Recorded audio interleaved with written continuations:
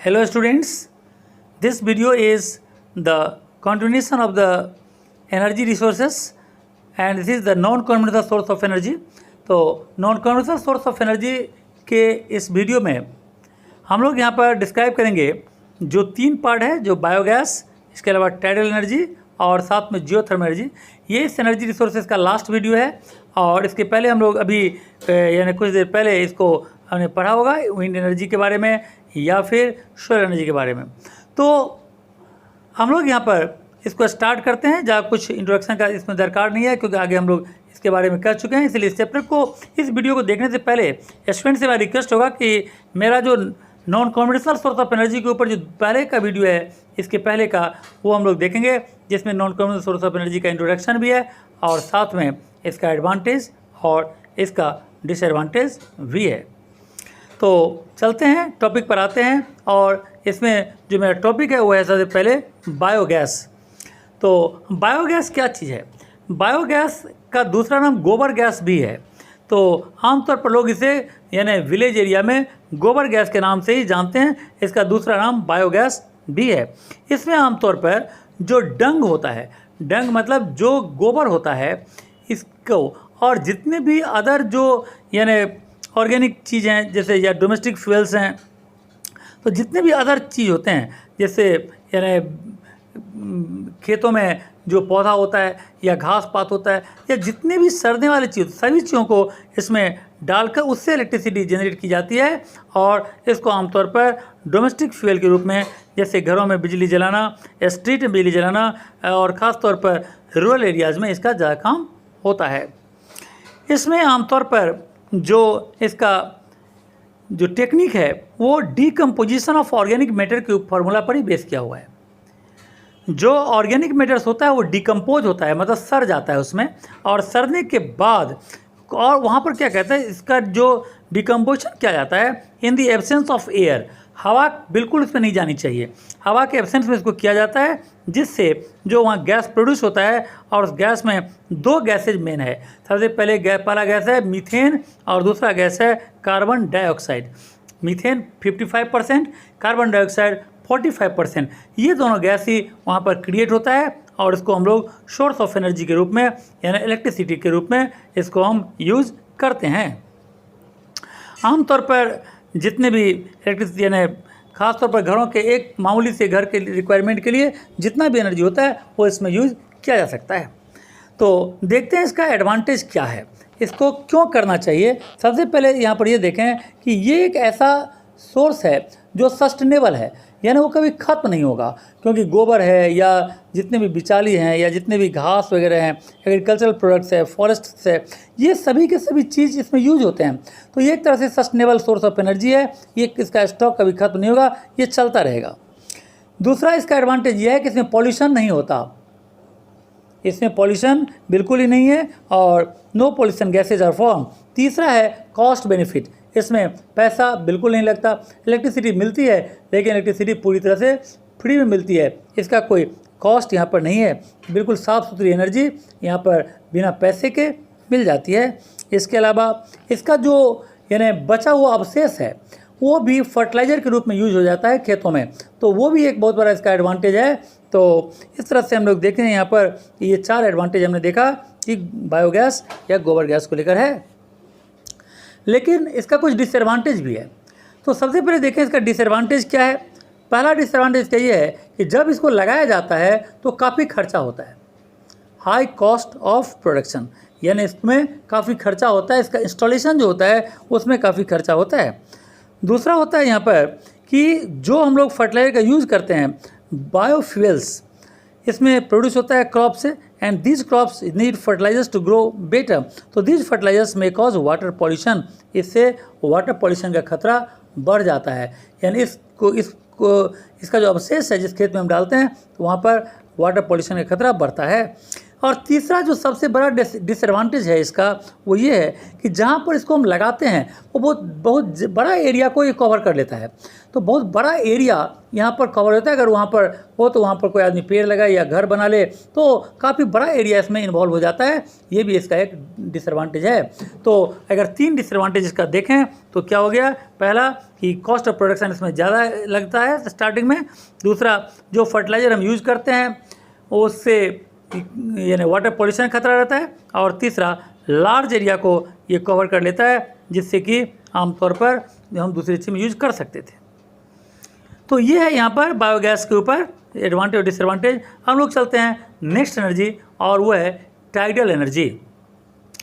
Tidal energy आमतौर पर Tide से होता है, राइज एंड फॉल। टाइड्स का मतलब क्या, rise and fall of the surface water of the oceans.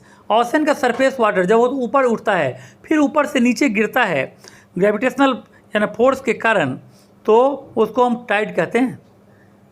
Tide का मतलब क्या है, ग्रेविटेशनल फोर्स के कारण मून और सन यानी ओशन के वाटर को अपनी तरफ अट्रैक्ट करता है और ऊपर खींच लेता है, फिर वो नीचे गिरता है अर्थ के ग्रेविटेशनल फोर्स के कारण। तो इसको हम क्या कहते हैं, इसको टाइड्स कहते हैं।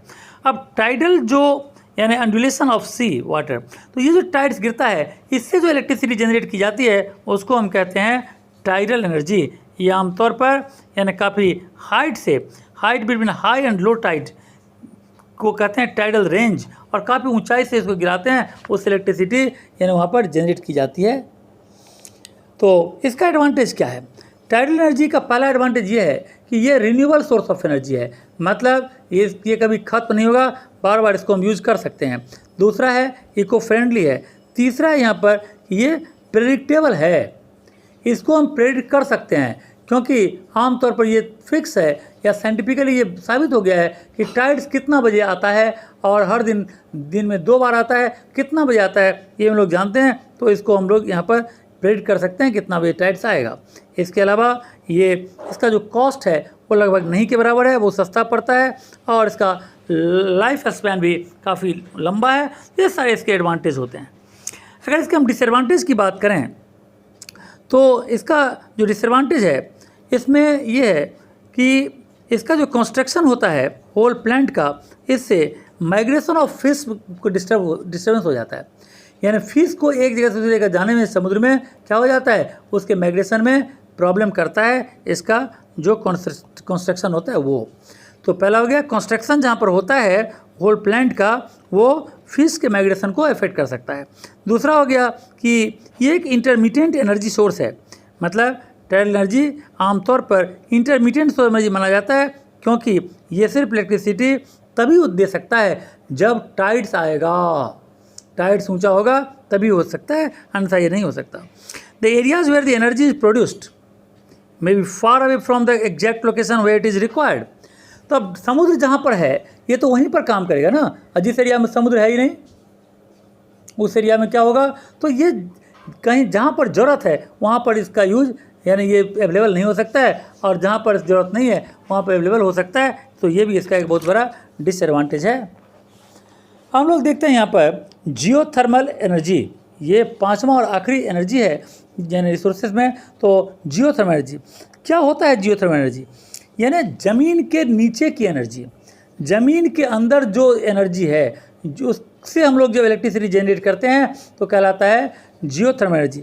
जैसा हम लोग जानते हैं कि 32 मीटर नीचे उतरने पर आमतौर पर 1 डिग्री टेम्परेचर बढ़ जाता है। इसका मतलब अगर हम 320 डिग्री नीचे उतर जाएं, 320 मीटर नीचे उतर जाएं तो आमतौर पर 10 डिग्री टेम्परेचर बढ़ जाएगा। या अगर हम देखें तो अगर 1 किलोमीटर नीचे उतरें तो आमतौर पर कितना होगा, लगभग 30 से 32 डिग्री तक टेम्परेचर में डिफरेंस आ जाएगा यानी बढ़ जाएगा।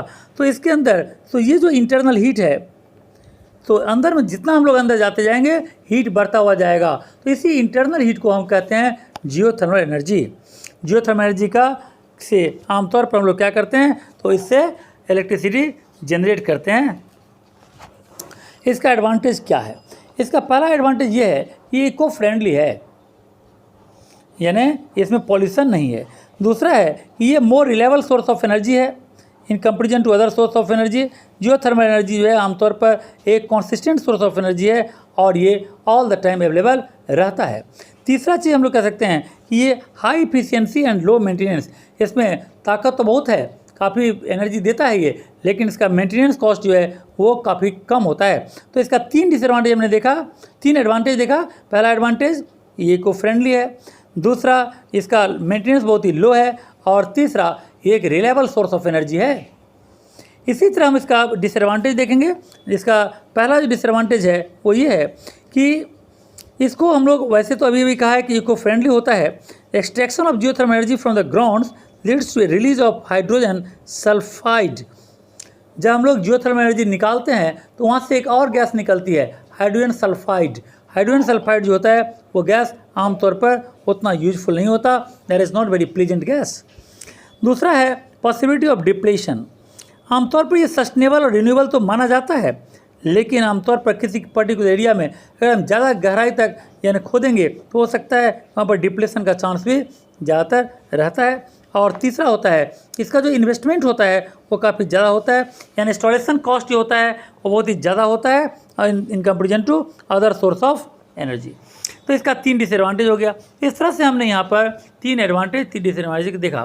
तो ये तीनों सोर्स ऑफ एनर्जी जो हमने आज देखा वो एनर्जी रिसोर्सेज का ही एक पार्ट था। हम लोग यहाँ पर देखेंगे कि किस तरह से पांचों जो non conventional source of energy है उसको दोनों वीडियो को मिलाकर पढ़ने से पूरी तरह से कंप्लीट हो जाएगा। और इस तरह से हमारा ये chapter mineral and energy resources का चैप्टर आमतौर पर हमने इसे 4 वीडियो में बांटकर इसको तैयार किया है। अच्छी तरह से इसको देखने पर पूरी तरह से तुम्हें समझ में आएगा, और इसको ध्यान से पढ़ने पर यहाँ से 10 आउट ऑफ 10 मार्क्स जो है वो सिक्योर हो जाएगा। सो इसको अच्छी तरह पढ़ेंगे। Thank you and God bless you.